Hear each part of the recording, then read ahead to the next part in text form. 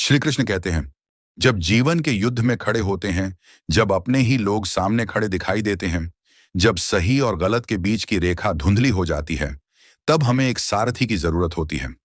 आज मैं आपको ले चलता हूं उस महान सारथी के पास। भगवान श्री कृष्ण। कुरुक्षेत्र का मैदान।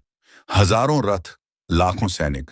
शंख बज चुके हैं, युद्ध शुरू होने वाला है। अर्जुन रथ पर खड़ा है, पर उसका मन टूट चुका है। उसके सामने उसके अपने द्रोणाचार्य, भीष्म पितामह, भाई बांधव। अर्जुन का धनुष हाथ से गिर जाता है। वह कहता है, माधव, मैं यह युद्ध नहीं लड़ सकता। मेरे हाथ कांप रहे हैं। मैं अपने ही लोगों को कैसे मारूं? क्या हम भी जीवन में ऐसे नहीं रुक जाते? जब मुश्किल आती है, जब अपने ही लोग विरोध में खड़े हो जाते हैं, जब सफलता का रास्ता अपनों के आंसुओं से होकर जाता है, तो हम भी अर्जुन की तरह पीछे हटना चाहते हैं। कृष्ण अर्जुन की ओर देखते हैं, मुस्कुराते हैं। वो गुस्सा नहीं करते। वो कहते हैं, अर्जुन, ये मोह है। तुम परिणाम सोचकर डर रहे हो, लेकिन याद रखो, तुम्हारा अधिकार केवल कर्म पर है, परिणाम पर नहीं। कृष्ण का पहला संदेश यही है, काम करो, परिणाम की चिंता मत करो। जब हम बिजनेस शुरू करते हैं, पहले ही दिन सोचते हैं, अगर फेल हो गया तो। जब मेहनत करते हैं, सोचते हैं, अगर रिजल्ट नहीं आया तो। यही डर हमें रोकता है। कृष्ण कहते हैं, कर्म करो, नतीजा मेरे हाथ में छोड़ दो। कृष्ण अर्जुन से कहते हैं, यह शरीर एक रथ है, इंद्रियां इसके घोड़े हैं, मन इसकी लगाम है और आत्मा सारथी है। अगर घोड़े अनियंत्रित हों तो रथ दुर्घटनाग्रस्त हो जाता है। आज हम भी अपनी इंद्रियों के गुलाम बन चुके हैं। हम मोबाइल, लालच, गुस्से के घोड़ों को काबू नहीं कर पाते। कृष्ण कहते हैं, पहले मन को साधो। जब मन काबू में होगा, तभी जीवन की दिशा सही होगी। एक दिन लोगों ने कृष्ण से कहा, हमारी परेशानियां बहुत बड़ी हैं। कृष्ण ने कहा, ठीक है, सब अपनी परेशानी एक घड़े में डाल दो। सबने घड़े में अपने दुख रख दिए।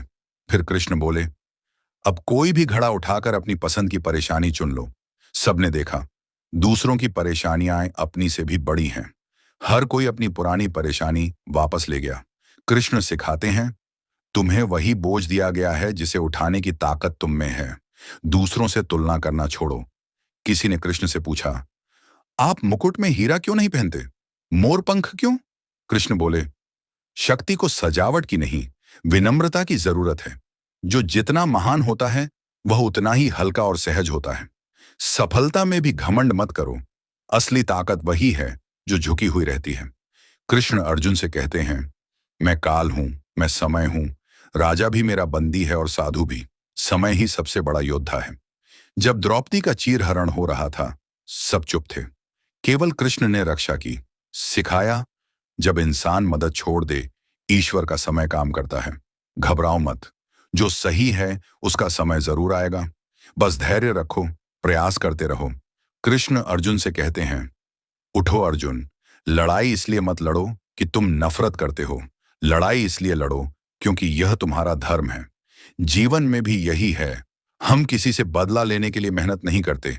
हम मेहनत इसलिए करते हैं क्योंकि यह हमारा कर्तव्य है। कृष्ण कहते हैं, तुम परिणाम के मालिक नहीं हो, लेकिन कर्म रोकना पाप है। एक कदम बढ़ाओ, मैं 100 कदम बढ़कर मदद करूंगा। तो याद रखो, अपना काम करो, फल की चिंता मत करो। मन को काबू में रखो, डर अपने आप खत्म होगा। अपनी परेशानियों से भागो मत, वही तुम्हें मजबूत बनाएंगी। सफलता में भी नम्र रहो, क्योंकि सब कुछ समय के अधीन है। अर्जुन की तरह तुम भी जीवन के युद्ध में खड़े हो। कृष्ण की तरह कोई ना कोई तुम्हारा मार्गदर्शन कर रहा है। बस सुनो, समझो और आगे बढ़ो। कर्म ही असली पूजा है और साहस ही सच्ची जीत।